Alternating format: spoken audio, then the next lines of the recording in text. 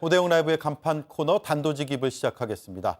윤석열 대통령이 최근 김건희 여사 의혹과 관련한 특검법 등에 대해서 또다시 제2요구권, 그러니까 거부권을 행사했습니다.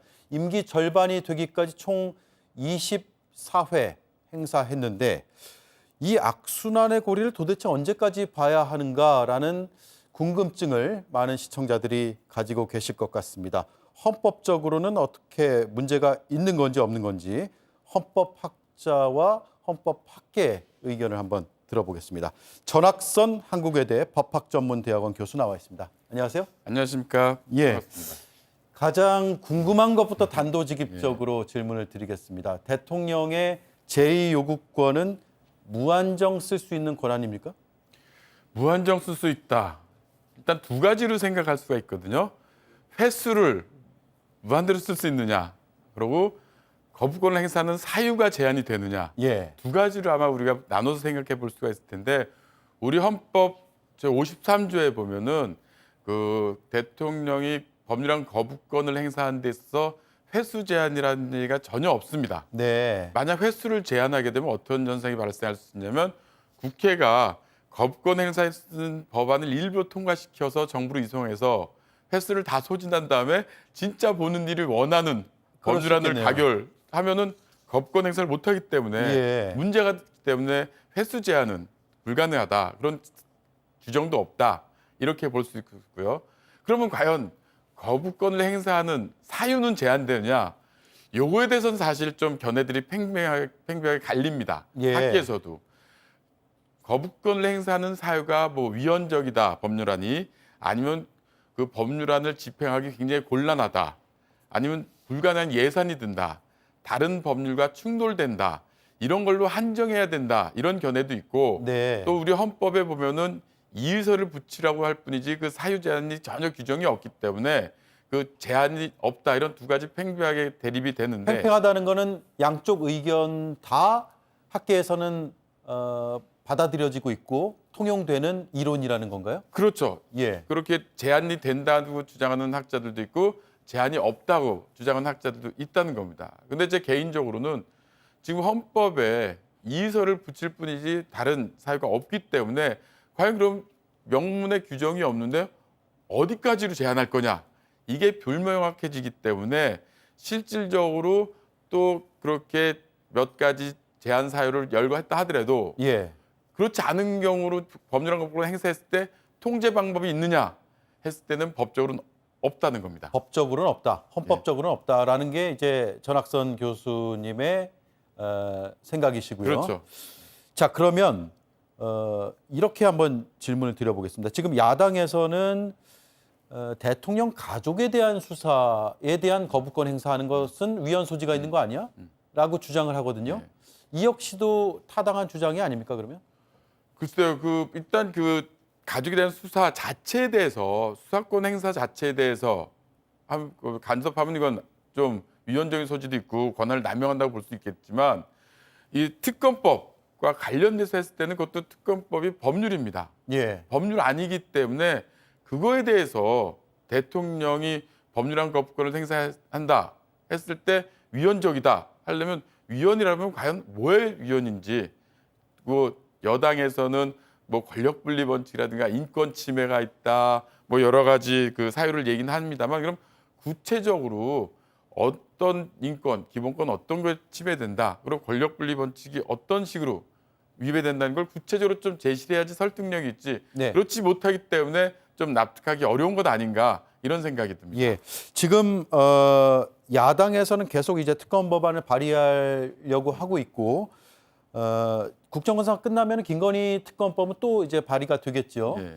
또 거부를 할 겁니다. 그러면 국민들 입장에서는 이걸 언제까지 계속 도돌이표가 되는 이 상황을 지켜봐야 되느냐, 출구는 없을 것이냐 이런 궁금증이 들거든요. 그건 그러면 헌법적인 해법이라기보다는 정치적인 해법으로 바라봐야 되는 건가요? 그렇죠. 헌법적으로 법적으로는 국회는 입법권이 있는 것이고 그에 대한 견제하는 장치로 대통령에게 법률안 거부권을 주어진 겁니다. 그래서 양쪽이 대립으로 계속 가게 되면 결국은 만날 일이 없기 때문에 정치라는 거는 대립과 갈등이 아니라 대화와 타협을 통해서 가운데점을 찾아가는 게 중요한데 네. 지금 우리나라 현실은 대립과 갈등을 통해서 평행선을 가기 때문에 어떤 민생을 위한 활동, 민생을 위한 입법도 못하고 민생을 위한 정책, 결정과 집행을 못하는 것이 가장 큰 문제가 아닐까 생각이 됩니다. 예, 이승만 전 대통령의 뭐 기록이라면 기록인데 12년 동안 45번을 제2요구권 행사했거든요. 이 수치를 넘어설 거로 보세요? 지금 윤석열 대통령이 취임한 지 이제 2년 5개월 정도 됐는데 이승만 대통령이 45번을 거부권을 행사했지만 그때는 지금과 같은 면이지만 다른 면이 있습니다. 그때는 광복 이후에 1948년 정부 수립 이후 아주 혼란스러운 상황이었습니다. 게다가 또 그 당시 그 대통령이 될 수 있도록 미뤄졌던 그 한국민주당과 척을 지면서 대립 상태에 있었고, 그다음에 또 분점 정부해가지고 정당이 여러 개 있어가지고 혼란스러운 상태였고, 그다음에 또 6.25 동란이라는 아주 큰 사태가 발생했기 때문에 네. 법률안 거부권 행사가 많았다는 겁니다. 그런데 좀 전에 말씀드렸다시피 국회하고 대통령이 이렇게 평행선을 여야가 대립으로 계속 간다 그러면 이승만 대통령의 거부권 행사 45회도 충분히 넘어설 가능성도 높다고 볼 수 있습니다. 네. 지금 24번이고 임기 2년 5개월이 지난 시점이기 때문에 산술적으로 곱하기 2만 해도 48번이 되네요. 물론 정치 상황이 어떻게 될지 모르겠지만 야당에서는 그 가족 수사 거부에 대한 위헌 소지 아까 질문 드렸고 그래서 아마 좀 권한쟁의 심판 청구 같은 것들을 통해서 헌법적인 판단을 좀 받아보고 싶어 하는 것 같아요. 다툼의 여지가 있다고 보세요? 글쎄, 그 권한쟁의 심판은 이제 헌법재판소가 관장하는 권한인데 어떤 그 헌법이나 법률에서 주어진 권한의 유무 또는 범위에 대해서 다툼이 있을 때 그 심판을 하는 거고 청구를 하는 건데 어느 쪽에서 청구하냐에 따라 또 달라지겠죠. 예, 야당에서 야당에서 하겠어요? 하느냐, 여당에서 하느냐. 야당에서 한다고 하지만 대통령도 헌법에 주어진 권한을 행사한 것입니다.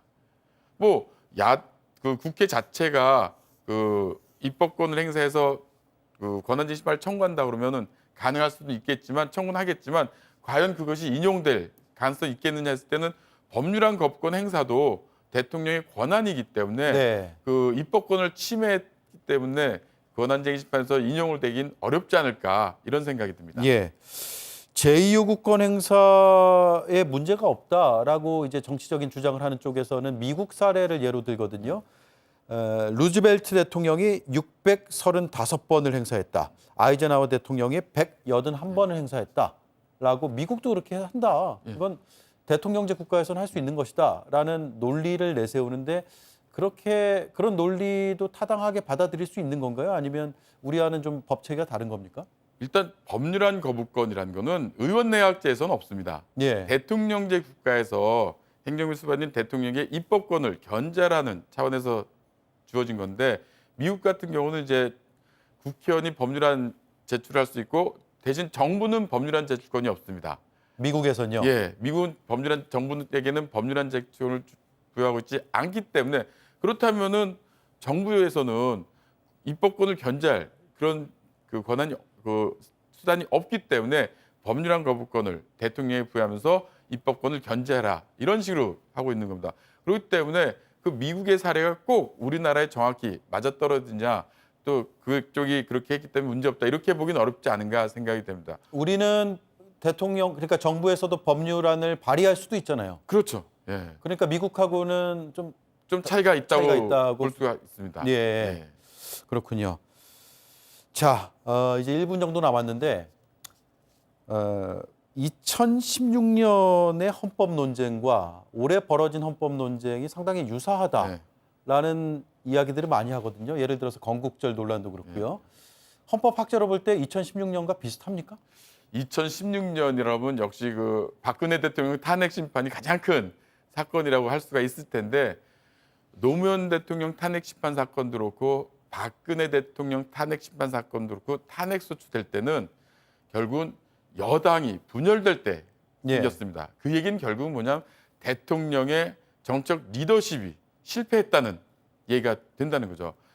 지금 2016년과 유사하냐? 이거는 어제도 그렇고 오늘도 과연 한동훈 대표가 어떤 마음을 가지고 어떻게 움직이냐에 따라서 유사할 수도 있고 달라서 다르게 나타날 수도 있지 않을까 이런 생각이 듭니다. 예. 여당의 분열 여부가 중요하다라는 생각이시네요.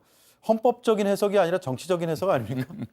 물론 이제 탄핵이라는 거는 암만 대통령이 직무 집행에 있어서 헌법이나 법률을 중대하게 위배해도 우리나라 국회의석 300석 중에 101석만 차지하고 있으면은 탄핵 소추를 당하지 않습니다. 그렇기 때문에 탄핵 심판제도 자체가 굉장히 정적인 성격이 강하기 때문에 그런 거를 고려할 수밖에 없습니다. 예, 알겠습니다. 여기까지 듣죠. 헌법적으로 아주 뭐 명쾌하게 해석을 할 수는 없겠지만 이 뭐랄까요, 그 도돌이표 같은 거부권과 다시 발의하고 국회를 통과시키는 이 과정들이 좀 앞으로도 반복이 될 수밖에 없겠다는 생각이 듭니다. 그렇지만 바람직한 거는 예, 좀 아까 말했다시피 정치라는 거는 대화와 타협을 통해서 국민의 어떤 삶의 질을 향상시키는 게 중요하기 때문에 정치권에서 국민을 먼저 생각하는 게 가장 중요하지 않을까 생각이 됩니다. 알겠습니다. 여기까지 듣죠. 고맙습니다. 예, 감사합니다. 네, 지금까지 전학선 한국외대 법학전문대학원 교수였습니다.